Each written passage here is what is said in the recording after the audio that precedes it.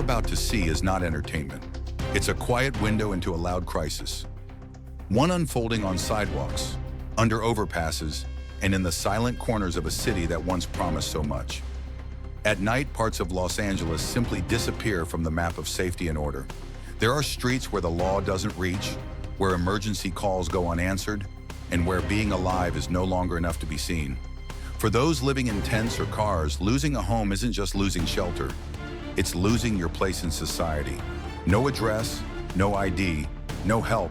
You vanish, not by death, but by paperwork. And perhaps the most haunting truth for many who watch this. I used to be them. I worked hard. I followed the rules. And yet, I'm afraid I might be next. This is not a polished documentary. It doesn't seek to shock or to preach. It seeks to witness, to show what happens when hope runs out, when dreams rot quietly beneath the neon glow, and when a city begins to abandon its own people, one silent street at a time. We walk into Los Angeles after dark, into the streets without law and the lives without hope. Thank you for not looking away. Few outsiders know its true name. Figueroa Street, or the Blade as insiders call it, is no ordinary road. It's one of the most visible, yet unspoken red light districts in Los Angeles. A place where the city's unfiltered reality walks openly in the daylight and survives even louder at night. Every day from 6 a.m. to sunrise the next morning, transactions happen in plain sight. What once operated in the shadows now moves freely under the open sky. Not because people stopped caring, but because the system has stopped stopping it. A recent change in policy has made it nearly impossible for police to arrest anyone merely loitering or standing on sidewalks. As a result, the Blade has become not a hidden alley, but a public stage for a brutal industry. Behind the everyday faces are layers of control: recruiters, enforcers, collectors, and those bound not by chains, but by circumstance.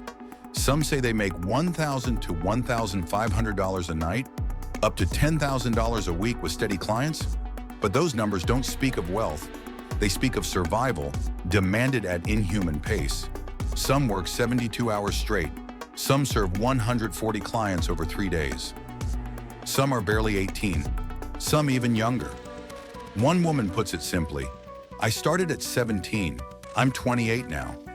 I've had managers who gave me clothes, and others who gave me fear.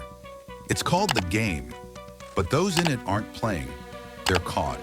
Some by force, others by rising rent, unpaid bills, or a past that never let them go. They don't all want to stay, but leaving costs more than most can afford. And every night, as the sun disappears behind luxury high-rises, the women on the Blade return to their corner, still waiting for a call or a way out.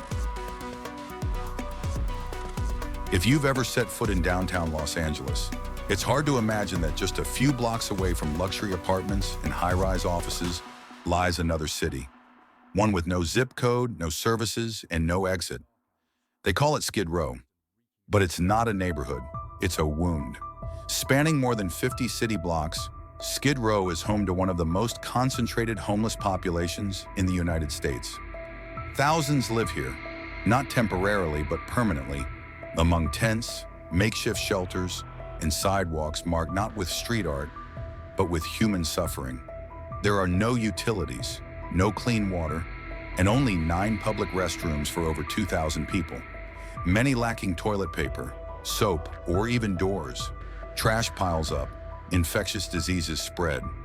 Hepatitis A once traveled north from San Diego, finding fertile ground here in the heart of America's second largest city. But the most painful part of Skid Row isn't what's visible, it's what's no longer seen. Here people live without addresses, and in our system, no address means no identity, no access to health care, no chance to apply for housing, no form to fill out. You don't exist. Losing your home is bad. Losing your right to be counted, that's erasure. The average life expectancy in Skid Row is just 48 years, nearly 3 decades shorter than the national average. These aren't people waiting to be helped. Many have already waited. What they live in now is not emergency, it's abandonment. Inside Skid Row, silence is a form of survival. Screams in the night are met with closed windows. Fights go unnoticed. Deaths go unrecorded. The only response is often none at all. And perhaps what's most disturbing, not everyone here is unemployed. Not everyone here is uneducated.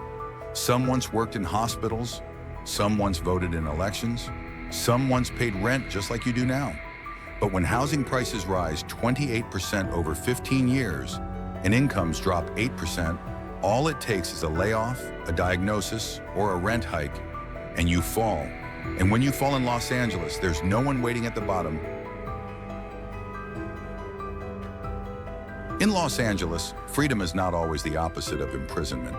For many, the moment they leave a jail cell is the beginning of another sentence, one served in silence, beneath freeways and public parks, and along sidewalks that offer no path forward. Upon release, they often have no ID, no address, no support system. And without these, they are disqualified from re-entering the very society they're told they're now free to join. No home means no mailing address. No address means no job application, no benefits, no medical access. And no identity in the eyes of the system means no place to start over. Before long, sleeping outside becomes a violation. A citation turns into a warrant. Missing a court date becomes a charge. And just like that, they are pulled back inside. This time with a longer record, fewer options, and even less trust in the system that promised a second chance. This isn't rehabilitation, it's rotation. In this cycle, poverty is treated as a crime, and simply trying to survive becomes grounds for punishment. What's worse is not just that it happens, but that it happens with paperwork, with process, with bureaucratic indifference that makes it seem normal. Many stop trying altogether, not because they don't want help, but because every attempt leads them back to where they started, only more tired, more marked, more forgotten. And over time, the goal shifts, not to get out, but to stay invisible long enough to not get dragged in again. This is not a broken system. This is a working cycle, one designed to keep spinning, not to let anyone off.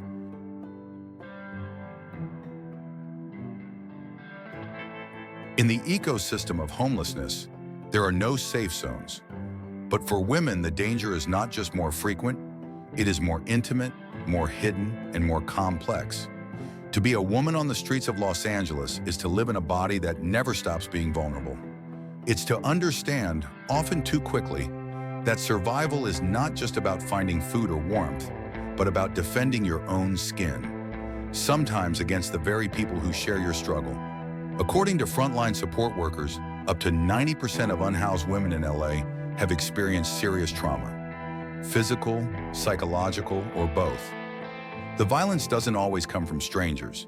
It can come from partners, other unhoused individuals, or even those offering help with expectations attached. Some women speak of sleeping in shifts, hiding in stairwells, or pretending to be with a man just to avoid being targeted. One woman said quietly, "Out here, you either fight or you find someone to fight for you." But that protection often comes with a cost. In many cases, women are forced into coercive arrangements that mimic domestic partnerships but are rooted in fear. They trade their freedom for safety. And even that safety is conditional, inconsistent, and often fleeting. Over time, survival becomes a discipline, a form of self-defense that rewires behavior. Women alter their appearance, make themselves look older or less noticeable, avoid eye contact, avoid services, avoid being seen. Visibility, once a right, becomes a risk. This isn't just a crisis of housing, it's a crisis of consent, of dignity, of bodily autonomy under siege. What's more, the public rarely sees this. When people picture homelessness, they rarely picture women. And when they do, it's often through the lens of pity, not power, or worse, through blame. But many of these women were once part of the working force. They held jobs, raised children, paid taxes. Some still try to attend job interviews or apply for housing, only to be denied for lack of a permanent address, a requirement they cannot meet because they have nowhere left to go. Losing your home doesn't just strip your shelter, it strips your social identity. And for women, that loss comes with a second price, being seen not as someone who needs help, but as someone who is unsafe to be around. No one chooses this. But once you're out here, choice becomes something you remember, not something you have. In Los Angeles, homelessness is not just a crisis of today, it's a warning about tomorrow. Across the city, more than 23,000 students in the public school system are classified as homeless. Some sleep in cars, others live in motel rooms, on friends' couches, or inside tents pitched under freeways. Many of them still show up to school. They smile in yearbook photos. They raise their hands in class. But when the bell rings, they don't go home. They go back to survival. In classrooms across LA, there is almost always one child who has no private room to return to, no desk to do homework, no fridge to open late at night, and yet they are expected to focus, compete, succeed, as if shelter were a luxury, not a basic requirement. Some eat only once a day, others stay up late not by choice, but because the street around them is too loud to sleep. A few have never known what it feels like to lock a door behind them. These are not just children without homes. They are children without anchors. And a future without anchors doesn't hold steady for long. Studies show that children experiencing homelessness are at greater risk of chronic absenteeism, mental health challenges, and developmental delays. But the real tragedy is not only in the data, it's in the quiet. Because many of these kids never tell their teachers, never speak up. They've learned early that invisibility is safer than shame. One school counselor said, "Sometimes the cleanest, kindest, most focused student in the room is the one living in a car." There are no viral videos about them, no TikTok trends. No one live streams the sound of a child crying quietly under a tarp when it rains at 3 a.m. And yet they exist, tucked into corners of the city that doesn't want to admit they're there. Their stories are not dramatic. They are quiet, constant, and entirely real. A society that allows children to grow up without shelter does not simply fail them, it forgets them. And when we forget children, we don't just lose compassion, we lose the future. From a distance, Los Angeles shines. Towering glass condos, rooftop pools, streets lined with palm trees and promise. But just a few blocks away, sometimes right across the street, others sleep on cardboard, under tarps, next to shopping carts that carry the last pieces of their former lives. This is not a metaphor. It is the view from the ground. Because in LA, poverty and wealth often share the same zip code, but not the same future. From the opening of a makeshift tent, you can look up and see apartments selling for over $800,000. At night, the soft glow of skyline windows casts shadows over those below. One life lived in luxury, another lived under it. In the last 15 years, housing prices have increased by 28%, while average incomes have dropped by 8%. For the working poor, service workers, delivery drivers, caregivers, this isn't just a financial squeeze. It's an eviction notice waiting to happen. All it takes is one missed paycheck, one rent hike, one medical bill, and suddenly the sidewalk is your new ceiling. But even when the city tries to respond, efforts often collapse under the weight of another barrier: resistance from within. In 2016, Los Angeles approved a $1.2 billion plan to build 10,000 units of affordable housing. The money was real, the plans were drawn, but progress stalled, not because of technical failure, but because of something far more human. We support housing, just not near us. It's a familiar phrase, one rooted in fear, stigma, and misconception. In urban planning, it has a name, NIMBY, not in my backyard. It's the belief that poverty is a problem that must be solved, but only at a safe distance. That people experiencing homelessness deserve dignity, just not at the end of your street. And so, even as tents multiply and shelters overflow, many of the neighborhoods with space, resources, and influence continue to say no. Not because they're cruel, but because they're afraid of what they don't fully understand. And in that fear, help dies quietly, not from lack of money, but from lack of welcome. We often talk about the American dream as something you build, but dreams don't float on skylines. They grow or die in the soil of what a society allows close to home. Every year, Los Angeles spends millions not to end homelessness, but to move it. Encampments are cleared, tents are torn down, citations are written, but the people don't disappear, they relocate, and days later it begins again. This cycle is expensive, exhausting, and ineffective. A national study found that it costs more to arrest, jail, and process a homeless person through the court system than to provide them with permanent housing. But cities continue to fund enforcement, not because it solves the problem, but because it's visible. The deeper issue is how the system treats poverty as disruption. Sleeping outside is criminalized. Loitering is fined. Public presence becomes a punishable offense. Existing without a home is seen not as a failure of policy, but as a violation.